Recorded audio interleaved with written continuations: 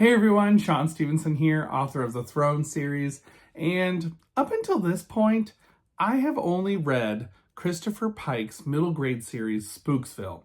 I've read 3 of those books so far, and I thought it was time I tried one of his YA novels. So I did, and I have a lot of thoughts about it. I finished this book, I think, pretty much in 2 sittings. I read it in so fast because I just could not stop reading it. I was so intrigued by this book. I knew it looked interesting to me from when I saw the cover in the used bookstore, so I knew I had to read Scavenger Hunt by Christopher Pike. This one, the tagline is, "Pray they don't find what they're looking for." This book, I have heard, first of all, I have heard that Christopher Pike YA novels are bonkers.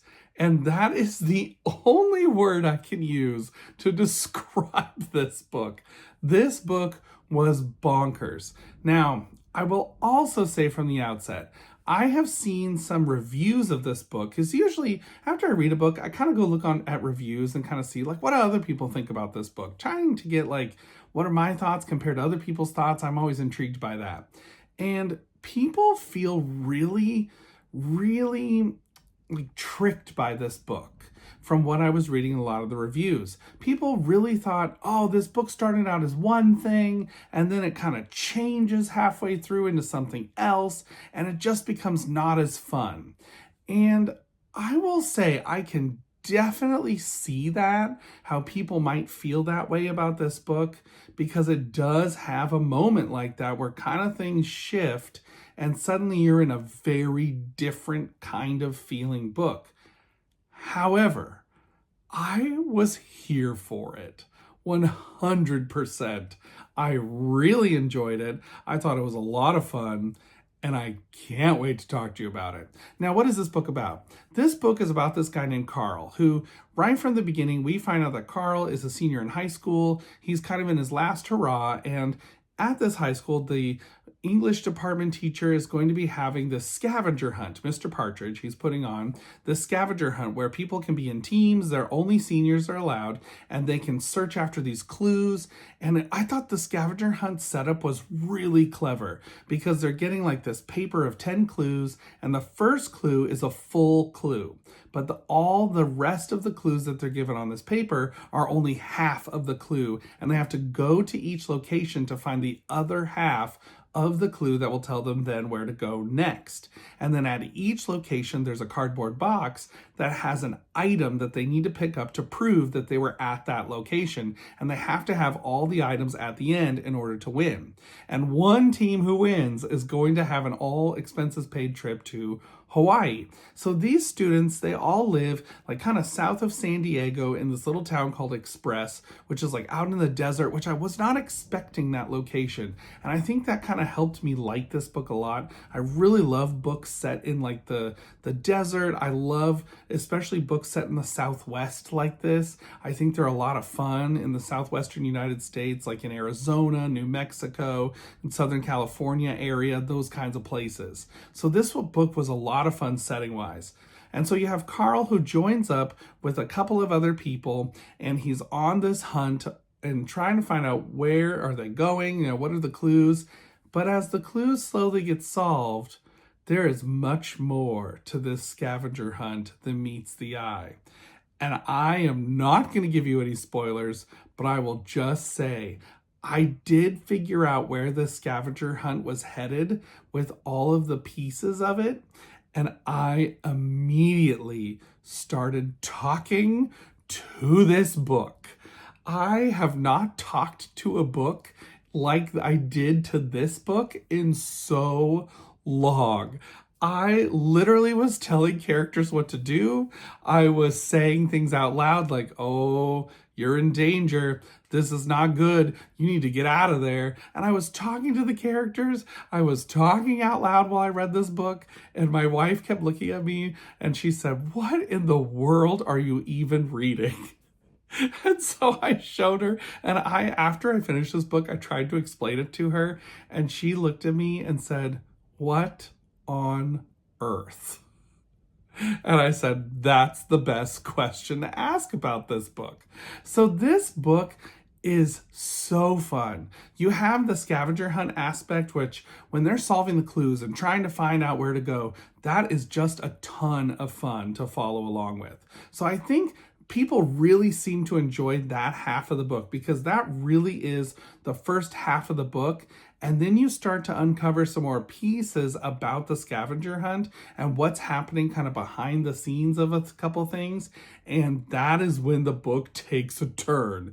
And I will say, if you're not really expecting it and you're not into this kind of a storyline, that turn could be very off-putting. I don't want to give spoilers, but I will just say this. If you are looking for a thriller book that is more of a murder mystery or a murder thriller, or people that it's more suspenseful, don't read this book, because I think if you go into this book thinking that it's more of a thriller, like a suspense action thriller kind of book, which the cover does kind of make it seem like, and even from the back matter, I feel like it makes it seem like that too, I think you're going to be disappointed when the shift happens. This book takes that turn and just dives straight in to that pool that is at the end of this book.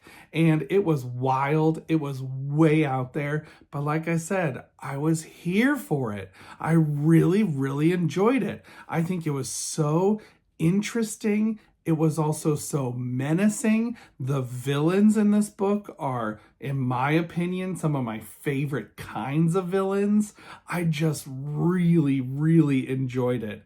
I also have to say, I have not seen this in Spooksville, but in this book, there are some very interesting conversations about faith that I was not expecting in this book.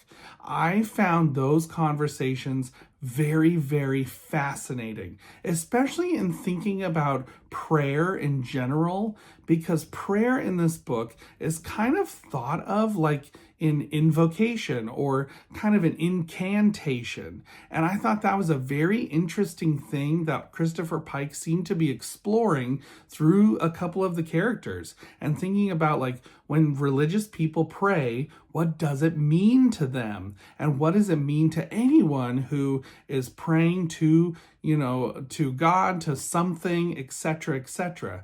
And I thought that was a fascinating conversation. I am a pastor, and so I often think about those sorts of things when I read books. I'm always thinking about, those kinds of faith conversations when they pop up in a story like this. And so I thought that was just such an interesting thing to talk about and to think through.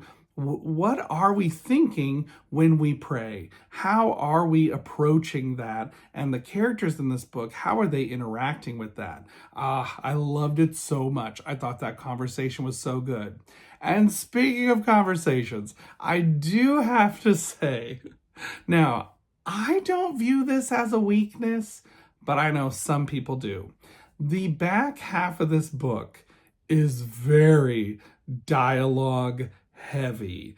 There is a lot of explanation, kind of what I like to call Hermione Granger chapters, which Hermione is the character from Harry Potter who often in Harry Potter books takes entire chapters to explain what's going on and to give you background and to give you context and to tell you all these things.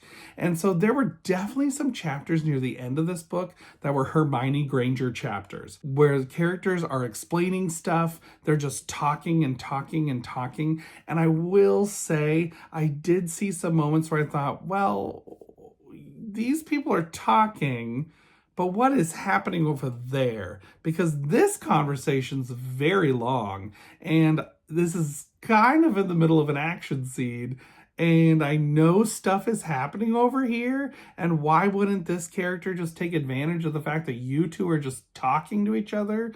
Like, why wouldn't this character just come interrupt and try to take this person down?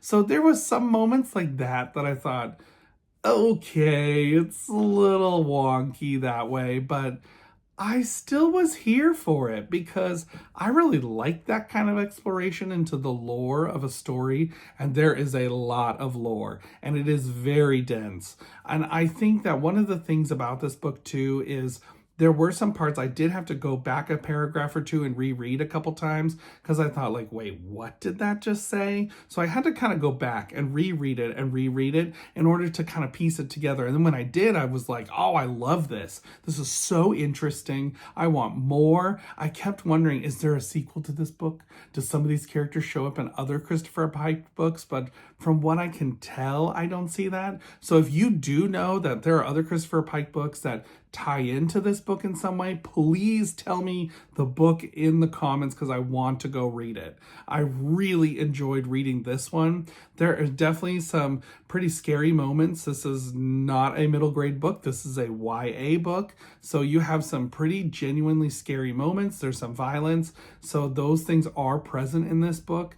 And overall, it was so much fun. So at the end of the day, I would give Scavenger Hunt by Christopher Pike a 4.5 out of 5 stars. I think if some of those things near the end could have been tightened up just a tiny bit, I think this would have been a near perfect book. I enjoyed it so much. Again, if you want to read this book, but you're thinking it's going to be like a murder mystery thriller, suspense thriller, and nothing supernatural in it, don't read this one. Definitely some supernatural pieces to this book, as it seems like most Christopher Pike books do have, from what I can tell from looking at most of them. So I'm not sure though, maybe there are some straight up more thriller books that he has, but from what I can tell, there usually is some kind of supernatural bent to it. And I thought that it was so much fun. I enjoyed it a ton. I think there's definitely some mystery unexplored as well in this book, but it ends up being okay. Like, I kind of liked that a couple things were unexplored and not actually very well explained. And normally I don't love that, but here I did like it. So that was great. There also, I forgot to mention, there is one sequence in the middle of this book that genuinely creeped me out. And I definitely, if I had been reading it at night, I probably would have turned on some more lights because it genuinely was pretty terrifying. So it definitely has some scary moments and it was pretty fun overall. So until next time, everybody, keep reading. Bye.